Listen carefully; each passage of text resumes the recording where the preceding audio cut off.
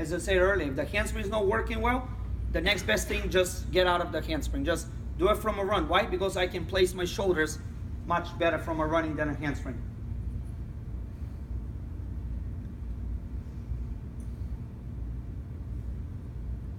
All right, so do layouts. Layout will be the next one.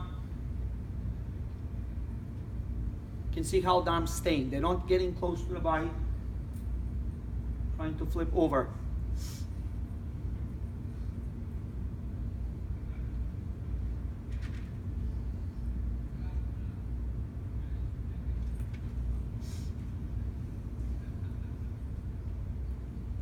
When you put that up, you can use the resi.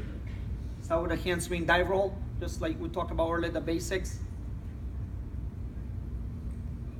Then we're going to do handspring, fly spring over the resi.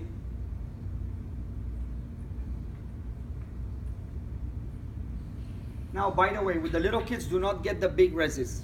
Maybe a couple 8-inch mats are much better because we don't want to go that way.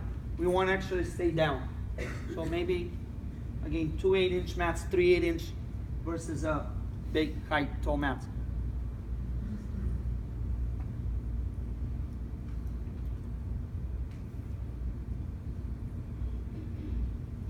As you can see, every time when you delay the arch, you have more energy. So it's easier to do another layout than to stop. That's why we got to do the range of motion.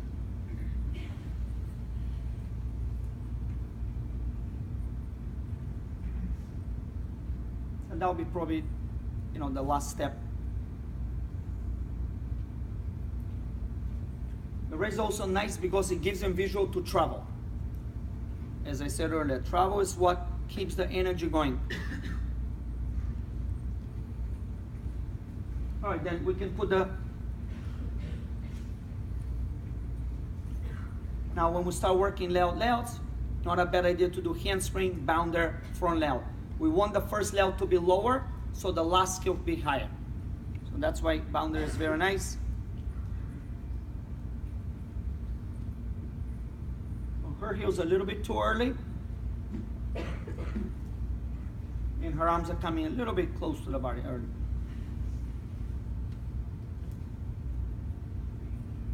Any questions on handsprings or layout before we start forward twisting? All right. So guys, twisting. I think it's good rule. I mean, again, you might have different opinions and stuff like this, but I make it whatever hand goes on roundup first, because before they learn a front twisting, the kids already can do roundup. So my rule is this way: whatever hand goes first, that's the side we're twisting. And you can do a lot more skills backwards that way versus forward, but one of the reasons, what you cannot do if you change it, right? You cannot do 1.5 step out to roundup. You cannot do cast vaults, cartwheel forward stuff, because you're going different directions. So it's very important to stay in the same hand, whatever is the first hand. Now, some people teach grannies, which is pretty much roundup up in the air. Stay away, that's very confusing because the kids are doing roundup. They're like, okay, I'm righty. So they're doing the same thing up in the air, but that becomes a left fall or left twist, right? So that's why I will not, you guys understand why the grannies are not good? Because they think they're going this way, and in fact, they're twisting to the left. So I will not do this. Very important, when you start teaching twisting, start as late as possible. Because with the time, whatever you teach twist, with the time will come early. So if you teach late twist, with time will be early. If you teach early twist, with time will come early, and then good luck, right? They haven't even stepped their twisting right away. So the other thing is, arms only give direction, but the core is doing the turn. And sometimes you see kids are ready for pass, they're doing this, arms don't turn the body.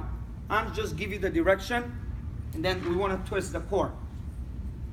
Let me just go a few ideas, then I'll tell you another thing. So pretty much, you can do this with a P-bar blocks, you can do on vault. There's so many different ideas, but I just want to share a few of them. The way we start teaching, pretty much to go with a late turn, step. Then you can pretty much cover the whole fall. Another very important is to teach quarters. It's not a front half, start with the first quarter. Why is that? If you sit on the floor, I'll do the demo. I don't know if you guys can see. All of us, if you stay on the floor and do those skills, that I call them cherry pickers, as I turn one way my upper body, my legs go other way, right? So every time when the kid's trying to jump and do with the upper body turn, the legs will go the other way. That's why we see a lot of issues when they do, let's say, blind change, right? Because they want to go that way with arms and the legs go to the other side, or shoot overs or folds. So that's why I teach them quarters, because we want to just turn the body, right? Just the way you teach cartwheels.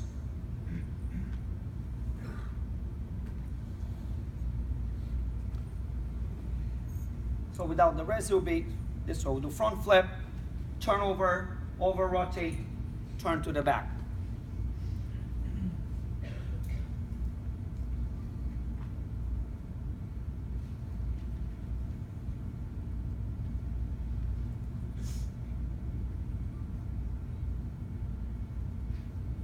Now, as you can see, I like using tape, straps, something that I can move. If I want him to travel more, I simply just put it a couple inches forward.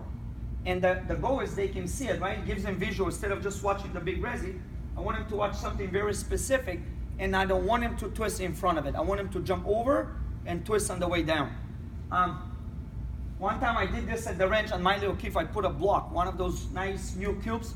She stepped on it, rolled her ankle, so I really suggest do not use cubes because it hurts. She was 3 weeks out. So tape, strap, something, even if they land on it, it's very, very forgiving. But it gives them really good visual. And then the side station, the second part of the front twist, it's a cartwheel with quarter turn to the outside. So why this is important, guys? I mean, maybe I'll do a couple cartwheels. That's my CrossFit practice. But here's the thing, like I said, I mean, a lot of times the kids are doing nice quarter, nice half. They're doing a full. I'll just do the second part. And they're going full like this. As I said earlier, every time when you move the head forward, they're sitting backwards, right? And that's why you see a lot of kids level 8, level 9, even 10s. They go front full punch front, and they're doing this. They're landing short, right? Because they're in a rush to look forward. And see what happens on forward?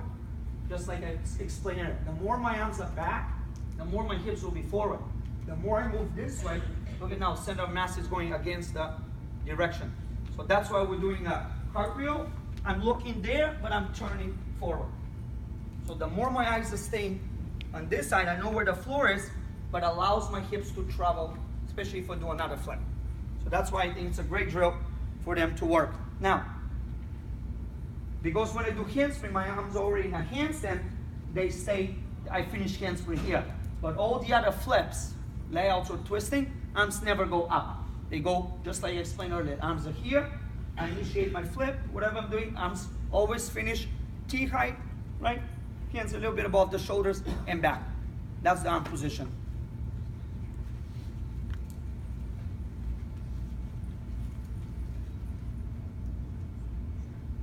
So that's not a bad drill, but a lot of times they don't want to fall on their face, so they look forward. So that's why I'd rather do from a half, maybe do 3/4, and keep spinning there and just turn a little bit more. Versus this. This is not a bad idea, but you can still see she's looking forward.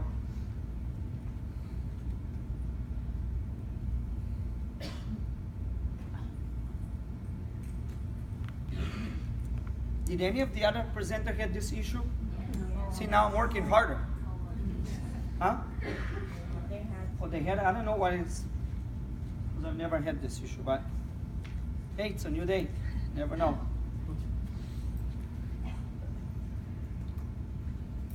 So that'll be the front fold.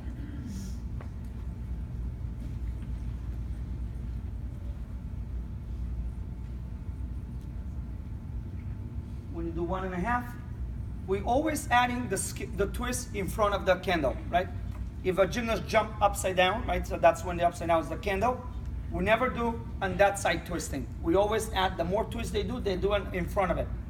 Because we always want the last part to be pretty much the same time so they can have time to land and to be spotting the landing, right?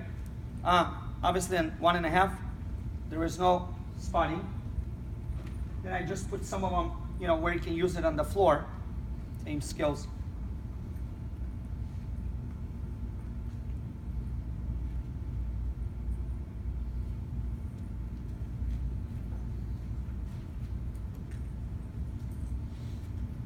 You can see on the handspring how much she leans over, right? I mean, that's why she's able to get a distance to travel. It's almost easier to do flip out of it.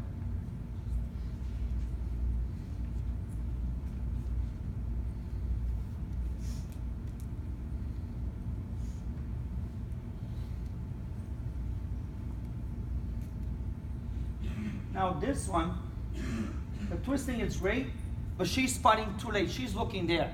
I want them to do, when they do double full, to be looking down on the floor as I'm turning. Yeah, of course the head continues, but it's not a full to here, then spotting. That's very late. And a lot of time when they do that, they're gonna arch back. We never wanna arch, because then a lot of stress on the back. We wanna just look with the eyes. The body should be straight.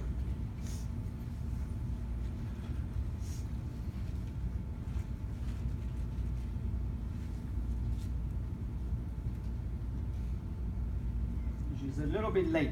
I think it's much better on the floor. By the way, the tumble truck for your quick gymnast, it's not a good place to be. I don't know how many guys have at the gym rod floor, but rod floor is much better.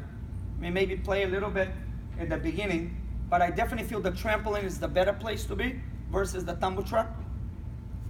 Maybe tumble truck front tumbling is not as bad if you do layout, but between tramp and tumble truck tramp, it's much better. Much better. And then if you guys have a rod floor, definitely use it. I think it's a great tool versus the floor.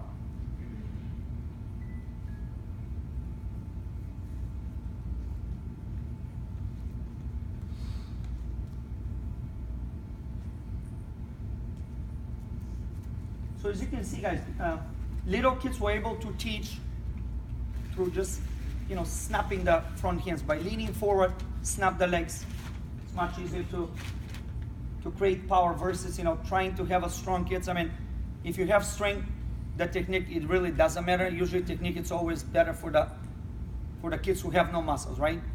But I'm sure if I line up your team, out of 10, probably have 3 strong and then 7 that, you know, you wish they're stronger, right? So that's why I think the technique comes really, really important.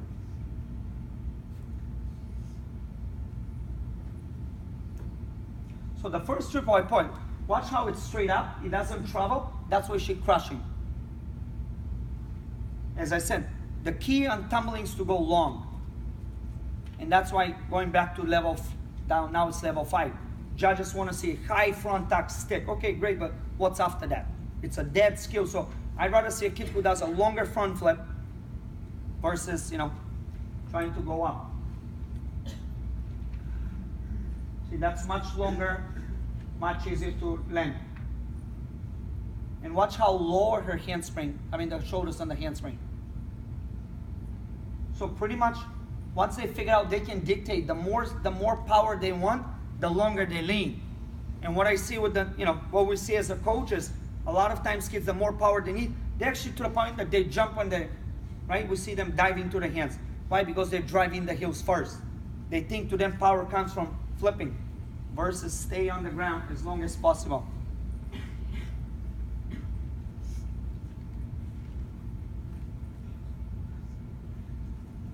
Okay, so combination passes, obviously, that's the other.